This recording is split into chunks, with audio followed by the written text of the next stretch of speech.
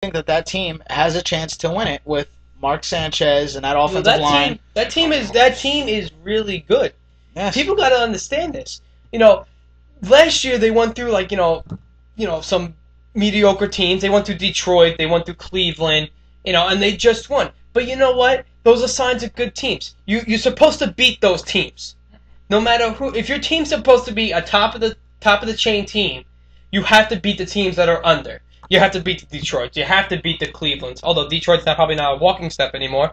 But you have to beat the Clevelands. You have to beat the Buffalo Bill types. You got to beat, Cincinnati. But you got to beat those teams. You got to beat the teams that. And don't blame the schedule. I mean, it's an easy schedule. But when you first look at it in the beginning of the year, it changes dramatically. You could have somebody who had the hardest schedule based off last year, all of a sudden have the easiest schedule in the league, and then be in the playoffs at 15-1. Yeah. But you can't base it off that.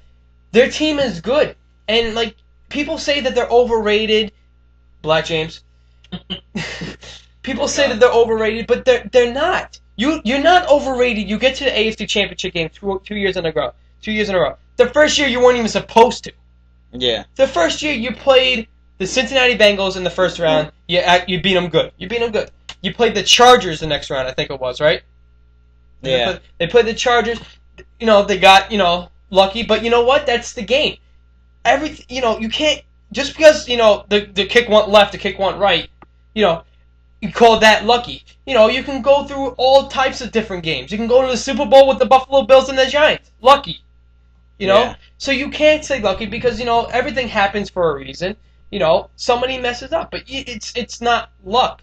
People make mistakes, and unfortunately, in the first AFC Championship run for the Jets, Nate Kaeding made some mistakes, and the Jets capitalized on it.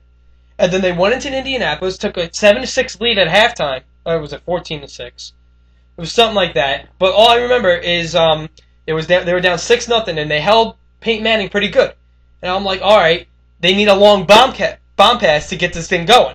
They got that with Braylon Edwards, and it changed. But then once halftime came, and then Sean Green got hurt in the first drive, and in the third quarter, I just felt like that team just deflated, everything like that. But you know what? It's a step up every year because they weren't supposed to go to the AFC Championship game. Now people picked them for the Super Bowl last year, but you know what? You got closer to beating the Steelers than you got closer to beating the Colts. Yeah. So to me, that's an improvement. Mm-hmm. The different teams, honestly, with the Colts and Steelers. Colts was more offensive based, and the Steelers are more defensive. Exactly. But still, going to the AFC Championship twice in a row is just exactly. Believe me, we're not dissing any other team. Oh, just the way the Giants been. The Jets, sorry. The Jets, yeah. But the Jets, they're a good team, and you know what? I'm gonna say this. As much as I dislike the Giants, they're a good team too. They're a good team, but they just can't. They can't finish the deal. Yeah, they're a good team when I don't frickin' pick them in my pool. You had some hard times with them in your pool. Every time you would pick them. Every time I pick them, they get their ass kicked. Every time I don't pick them, they always they win by 40 points. I'm on that too. Don't worry. Like who would think that the Giants would beat the crap out of the Chicago Bears at that point of the season? Hey, it was like 21-7 or something. Like 21-0, and they had like 9 sacks in the first half. I was like, oh, this game is over. It's like those random sparks you get. Random sparks, And that's like, there's another team. It's like, you get the Chicago Bears. Beginning of the year, terrible. All of a sudden, that spark plug, then go. Yeah, but go right off. Cutler just quit.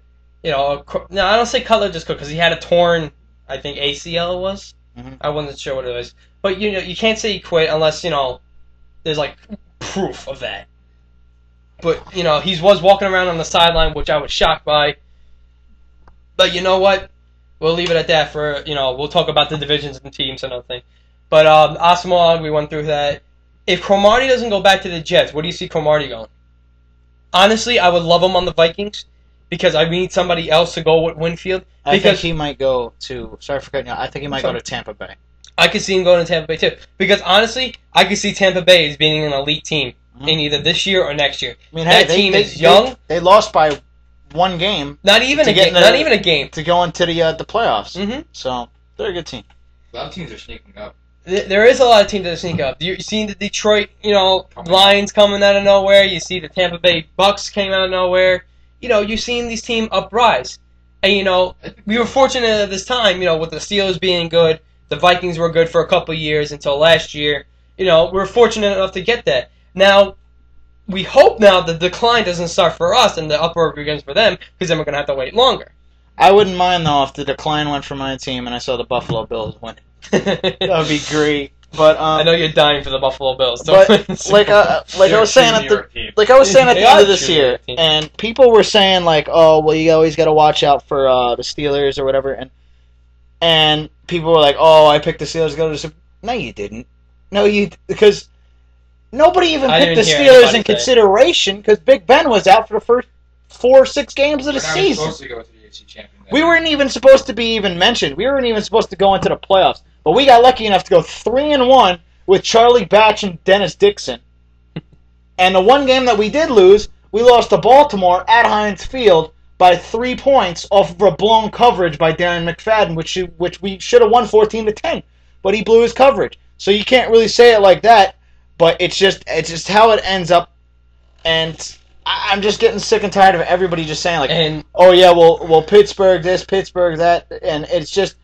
Don't rag on my team because my team wins games and your team doesn't. Or my team has players and your team doesn't. Because it doesn't make a difference what you say. It all matters in what happens at the end of the season.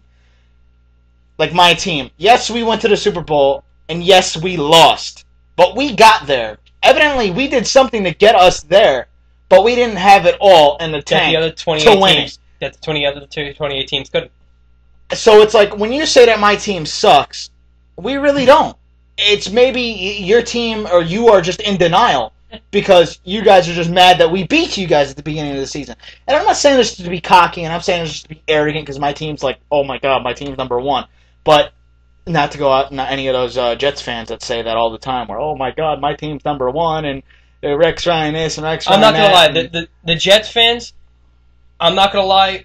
I'm a Vikings fan, but I do like the Jets because my father liked the Jets, and I grew up with him. I hate every Jets fan out there. Every Jets fan that acts like an arrogant. Yeah, Herb.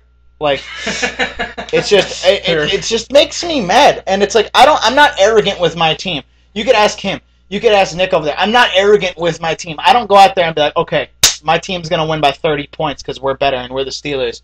Represent, let's go. I'm not like that. I'm like, okay, this is going to be a good game. Let's hope we win. Let's hope we win. I don't care how we win. And I know you fans look at the stats, and Big Ben, like, oh my god, Big Ben only had 170 passing yards and 1 touchdown. But you want to know something? I don't care how much passing yards he had. I don't care how much touchdowns he had. It just matters about W. Did we get the W at the end of the day? Yes. Did you guys? No. Did Phillip Rivers pass for 546 yards and have 3 touchdown passes? Yes. Did he get the loss? Yes. So it doesn't matter on the stats. Yes, he did good for your fantasy team, but did he do good for your team overall? Honestly, that's a lot of people that all that matters right now is the fantasy stats. That's all people care about. Yeah, people care about stats, and you know what? To a point, it's right because if I'm gonna, I'm a Viking fan. I need a QB. If I had to pick one QB right out there, I'm going to pick Phillip Rivers because he passes for those 500 yards. Mm-hmm. He passes for those 3 touchdowns. That's something that we haven't had. When Brett Favre came, he had that one good year, and that's it. But we haven't had that since Dante Culpepper. Shake the thing. Or Frank Tarkenton. Exactly. It's been that long. But we haven't had that since Frank Tarkenton and Dante Culpepper. Mm-hmm. In 1998, that team... Dante Culpepper, Randy Moss, Chris Carter. That team was supposed to win the Super Bowl. Did it? No. But was one of the greatest teams probably in NFL history? Maybe. Scoring and offensive wise, definitely. It was the most scoring team in NFL history. Mm-hmm. But I would take Phillip Rivers. I would take like that. But things happen like that. And now I've been without a good, solid, consistent QB for about a good 6-7 years now. And I'm hoping as much people rag on Christian Ponder, people rag on the Vikings taking him number 7 in the first round. Mm-hmm. But you know what? If he comes out, has a Rookie of the Year type year, gets us to the playoffs, I'm not saying we're gonna win it. We're not gonna win it. We won 6 games last year because of a rash of injuries, and we went 12-4 the year before with our whole team healthy. to 12-4 with your whole team healthy. That's I think one thing you can't see is injuries. you can't predict that. No, you can't. Unless there's those prediction type players. Unless like if he's an injury prone or if Exactly. he's Clinton Portis. Exactly. But we're gonna take a We're break. going to take a quick break, and we're going to come back, and we're going to talk about the standings, or not the standings, but we're going to talk about the division.